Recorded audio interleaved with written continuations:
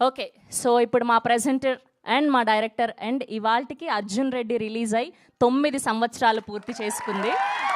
So అలాంటి ఒక sensational ఫిలింని మనకు అందించినటువంటి మా సందీప్ రెడ్డి వంగ గారిని మాట్లాడవలసిందిగా రిక్వెస్ట్ చేస్తూ ఉన్నాం, ప్లీజ్. నేను యాక్చువల్లీ మన ప్రీ రిలీజ్ ఉంటుంది కదా, అప్పుడు మాట్లాడదాం. ఊరికి ఏం మాట్లాడతలేను. కానీ నేను సినిమా చూసిన అంటే నాకేమనిపించింది అంటే ఈ ఫిలింలో ఆ క్యారెక్టర్ ఎట్లయితే చేసిండో అంత ఇన్నోసెంట్గా అది కష్టం అనిపిస్తుంది నాకు అట్లా యాక్టింగ్ చేయడం. అది చూస్తున్నప్పుడు అతని యాక్టింగ్, అమ్మాయి యాక్టింగ్, వీళ్ళ ఫ్రెండ్స్ యాక్టింగ్ అది సినిమాలా లేదు. అది మనం పక్క నుండి చూస్తున్నట్టు అనిపించింది నాకు. అది నేను కథ విన్నా, అసెంబుల్ కట్ చూసిన. ఒక్కరోజు షూటింగ్ పోలేదు, అసలు వాళ్ళని ఎప్పుడు డిస్టర్బ్ చేయలేదు.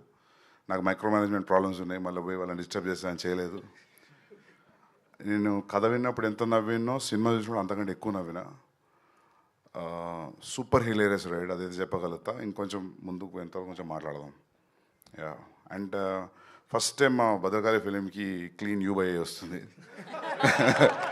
ఎప్పుడు ఏళ్ళు వచ్చేటి.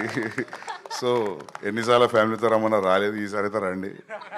థియేటర్ బయట ఎవడు ఆపడం మిమ్మల్ని. సో యా, మ్యూజిక్ బాగుంది అండ్ టైం అసలు తెలియట్లేదు.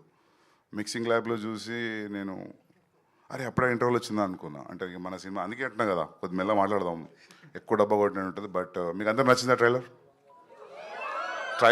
ఎట్లతో సినిమా అట్లే ఉంటుంది throughout. Yeah, thank you. Okay, స్పిరిట్లో మీకు రోమాంచకం మూమెంట్ ఏంటి? స్పిరిట్లో ప్రభాసన్నతో సినిమా చేయడమే రోమాంచక మూమెంట్. థ్యాంక్ యూ అండి, thank you so much. Okay, so we have a Q&A session with media. Suman Prabhas గారిని, హీరోయిన్ని, అండ్ అలానే మా